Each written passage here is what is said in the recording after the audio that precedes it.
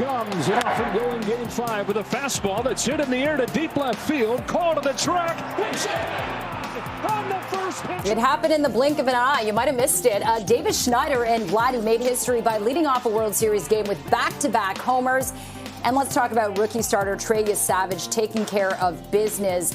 Also learning that he's the second player in MLB history to have 10 strikeouts in 5 innings, but also 12 strikeouts and no walks as well. So what an epic day for him. The Jays are now 1 win away from winning the Fall Classic. All right, our team coverage continues right now. CTV's Adrian Ghobrial live in LA. This morning, Courtney Heels is live outside Rogers Center. But Adrian, you were there at the epicenter of all of this last night. For many of us watching, here in central Canada, we turn on the game and suddenly there's 2 home runs and 3 pitches.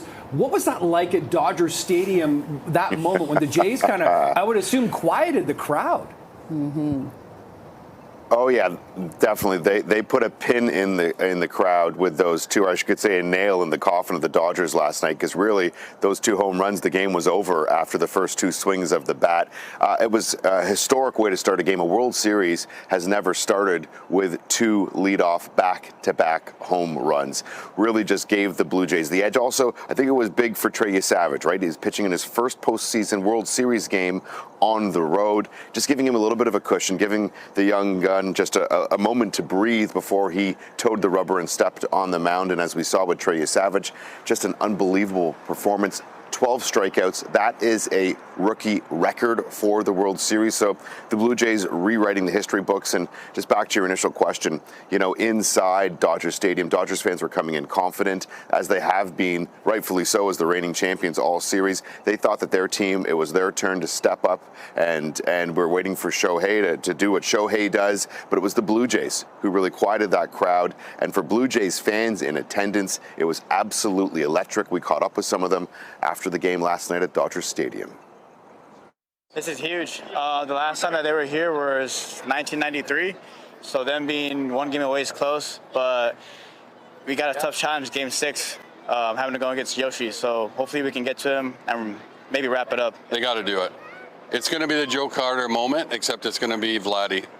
You're calling it. I'm calling it. It's going to be Vladdy. I thought that, it was amazing to see how good they're doing, and I thought it was kind of like a once-in-a-lifetime experience to see them tonight, because, when's the next time we're going to see them in LA during the World Series? Yeah, once in a lifetime indeed, and the Jays headed back with a commanding 3-2 series lead. And as we just heard from one of the fans, Yoshi Yamamoto will be on the mound for the Dodgers. And it was so crucial that the Blue Jays won last night, because you didn't want to go down 3-2 to the Dodgers, knowing that in Game 6 we had Yoshi Yamamoto, the highest paid pitcher, one of the best pitchers in baseball, waiting for the Blue Jays. He was commanding in Game 2 when he pitched in a complete game. So it'll be a tall task still for these Blue Jays, but lots to be excited for. 1 win away from a World Series championship, the first since 1993. Should be a beauty on Friday night at the Dome. Mm-hmm. Yeah, it's going to be a wild one. And how lucky are our Jays fans to get a chance to see their team play at the Rogers Center tomorrow night, Courtney? It was electric there last night, but I can't imagine what it's going to be like tomorrow. Halloween. And if they win the World Series, all chaos is going to be unleashed on the city, I think. It's going to be a wild scene. Yeah, I think that's safe to say. I can almost picture it, right? I mean, it is going to be so much fun, so exciting. You can already sense how pumped everybody is looking ahead to tomorrow night. I talked to one fan. He said, hey, they're coming home. And the fact that we're 1 win away from taking the World Series, what a moment. So, yeah, we're outside the Rogers Center this morning. Last night, it was rocking in there. You mentioned, Jen, sold out. Almost 30,000 fans packed into the stands, taking in the game. Of course, the Jays playing in LA, but this atmosphere very similar to a game here in Toronto. You could see, and I think that's what you're seeing on your screen now, thousands and thousands of people all in blue and white, watching the game, rallying together, and then to see the Jays take this 3-2 series lead. So exciting for Toronto, for the country. I'll let you hear from some of the fans who I was talking with this morning.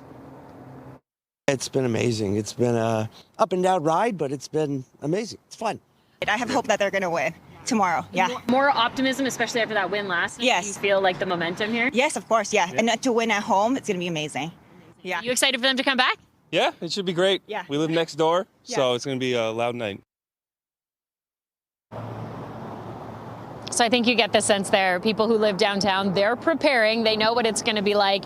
I keep saying this time tomorrow, but by tomorrow night, that's when things will definitely be next level. I think it's safe to say the police will be shutting down the roads. Thousands will be going into the Rogers Centre. It's all happening on Halloween night. Even the bars and restaurants, I'm sure you can imagine how busy they're going to be for tomorrow. They've been packed throughout the course of the series, but it really comes down to tomorrow. And if we can't do it tomorrow, there is always Saturday. So it's safe to say, the Jays are in a really good spot right now, and the fans are just feeling so good about this. It's been a ride. There's been a lot of anxiety, a lot of stress, but here we are feeling really good going into tomorrow night's game with this 3-2 series lead. Over to you. Yeah, the split focus for fans tomorrow night. I mean, if you're a parent, you got kids trying to trick or treat, but you're also wanting to watch the game.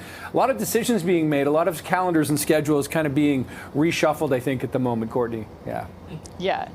Okay. Yeah, Courtney early Heels. trick-or-treating, I think, tomorrow. Definitely. Okay, we'll check back with Courtney soon outside Rogers Centre.